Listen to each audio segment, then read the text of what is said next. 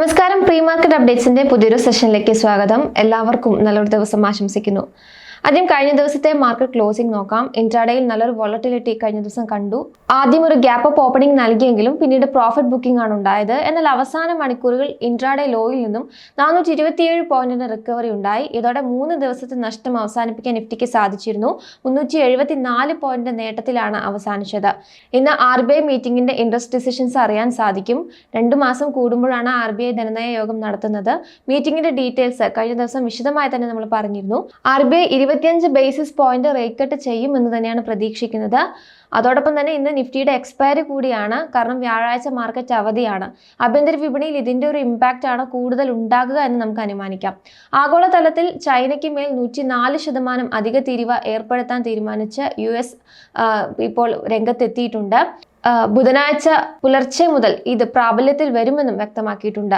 China US-നെതിരെ 34% തീരുവ ചുമത്തിയതിന് പിന്നാലെയാണ് 50% അധിക തീരുവ ചുമത്തുമെന്ന് പ്രഖ്യാപിച്ചത്. ഇതിനെതിരെ ശക്തമായിട്ടുള്ള പ്രതികരണമാണ് ചൈനയുടെ ഭാഗത്തു നിന്നും ഉണ്ടായത്. അതേസമയം 70ഓളം രാജ്യങ്ങൾ താരിഫ് ചർച്ചകൾക്കായി സന്നദ്ധത അറിയിച്ചിട്ടുമുണ്ട്. ഈ ഒരു അപ്ഡേഷന് പിന്നാലെ US സൂചികളും വലിയൊരു വോളറ്റിലിറ്റി കഴിഞ്ഞ ദിവസം കണ്ടിരുന്നു. മേജർ ട്രേഡിംഗ് പാർട്ട്നേഴ്സുമായി US നെഗോഷിയേഷൻസിന് തയ്യാറാകുമെന്നും താരിഫ് കുറയ്ക്കുമെന്നുള്ള സൂചനകൾ തുടക്ക വ്യാപാരത്തിൽ വലിയ മുന്നേറ്റം കാഴ്ചവെക്കുന്നതിലേക്ക് നയിച്ചിരുന്നു. എന്നാൽ പിന്നീട് ആ നേട്ടം കൈവിടുകയായിരുന്നു. ഏതായാലും ട്രംപിന്റെ താരിഫ് ഇന്ന് അർദ്ധരാത്രിയോടുകൂടി തന്നെ പ്രാബല്യത്തിൽ വരും തന്നെയാണ് അറിയിച്ചിരിക്കുന്നത്. അതോടൊപ്പം തന്നെ 86-ലധികം US ട്രേഡ് പാർട്ട്നേഴ്സിൽ നിന്നും താരിഫ് കളക്ട് ചെയ്യാൻ വേണ്ടിയിട്ട് തയ്യാറായി നിൽക്കുകയാണെന്നുള്ള ഒരു അപ്ഡേഷൻസ് ഒക്കെ തന്നെ വരുന്നുണ്ട്.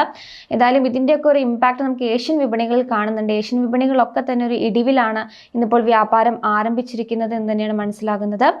ജപ്പാന്റെ നിക്കി 225 3.14% ഇടിവോട് കൂടിയിട്ടാണെന്ന് ട്രേഡിംഗ് ആരംഭിച്ചത്. അതോടൊപ്പം തന്നെ കോസ്പിയും ഇന്നിപ്പോൾ ഒരു ഇടിവിൽ തന്നെയാണ് മുന്നോട്ട് പോയിരുന്നത്. കഴിഞ്ഞ സെഷനിൽ US വിപണിയെ സംബന്ധിച്ച് S&P 500 1.5% നഷ്ടം രേഖപ്പെടുത്തിയിരുന്നു. ഡൗ ജോൺസ് 320 പോയിന്റിന്റെ നഷ്ടത്തിലാണ് ക്ലോസ് ചെയ്തത്.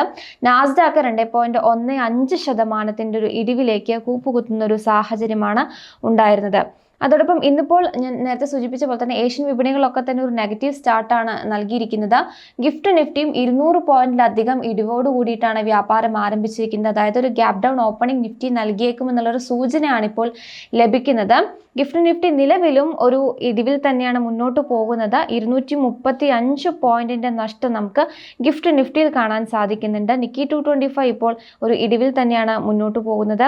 കോസ്പി ആ ഒരു ഇടിവ് തുടരുന്നുണ്ട്. തായ്വാൻ വെയ്റ്റഡിലും 1.5% നഷ്ടം കാണുന്ന ഒരു സാഹചര്യമാണ് ഉള്ളത്.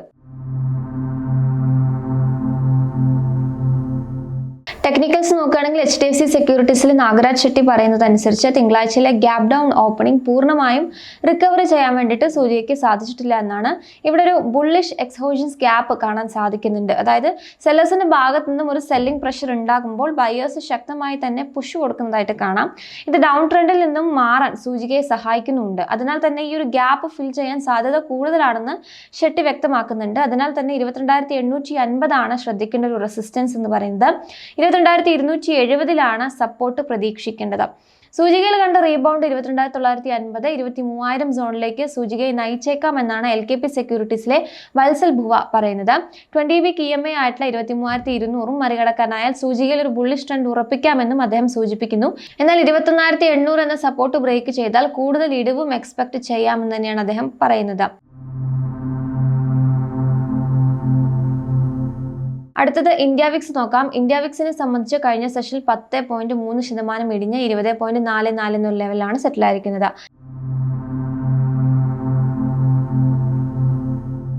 FIIs വീണ്ടും നെറ്റ് സെല്ലേഴ്സ് ആയിട്ട് തന്നെയാണ് മാറുന്നത്. 4,995 കോടി രൂപയുടെ ഓഹരികളാണ് കഴിഞ്ഞ സെഷനിൽ വിറ്റഴിച്ചത്. DISനെ സംബന്ധിച്ച് 3,097 കോടി രൂപയുടെ ഓഹരികൾ വാങ്ങുകയും ചെയ്തിട്ടുണ്ട്.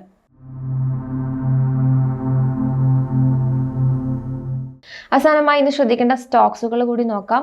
തീർച്ചയായിട്ടും RBIയുടെ ഡിസിഷൻസ് വരുന്നത് ഏറ്റവും കൂടുതൽ ഇമ്പാക്ട് ചെയ്യുന്നത് ബാങ്കിങ് ഓഹരികൾ തന്നെയാണ്. ബാങ്കിങ് ഓഹരികളൊക്കെ തന്നെ നമുക്ക് ശ്രദ്ധിക്കാവുന്നതാണ്. 25 ബേസിസ് പോയിന്റ് റേറ്റ് കട്ട് ഉണ്ടാകും എന്നുള്ളൊരു എക്സ്പെക്ടേഷൻസോടൊപ്പം തന്നെ അക്കോമഡേറ്റീവ് എന്നൊരു സ്റ്റാൻസും കൂടിയും RBI സ്വീകരിക്കാനുള്ള സാധ്യതയുണ്ട് എന്ന് തന്നെയാണ് ഇപ്പോൾ അനലിസ്റ്റുകൾ വിലയിരുത്തുന്നത്. അതോടൊപ്പം ഇനിയിപ്പോൾ മുന്നോട്ടേക്ക് GDPയുടെ അനുമാനം എങ്ങനെയാണ്, CPIയുടെ പ്രൊജക്ഷൻ എങ്ങനെയാണ് എന്നതിൻ്റെയൊക്കെ ബേസിസിൽ അതിൻ്റെ ഒരു ഇമ്പാക്ട് ഇമ്പാക്റ്റ് നമുക്ക് മുന്നോട്ടേക്ക് ഉണ്ടാകുമെന്ന് തന്നെ എക്സ്പെക്ട് ചെയ്യാവുന്നതാണ്. ഇന്ന് നിഫ്റ്റിയുടെ എക്സ്പയറി കൂടിയാണ് നമ്മൾ ഓൾറെഡി മെൻഷൻ ചെയ്തിട്ടുണ്ടായിരുന്നു.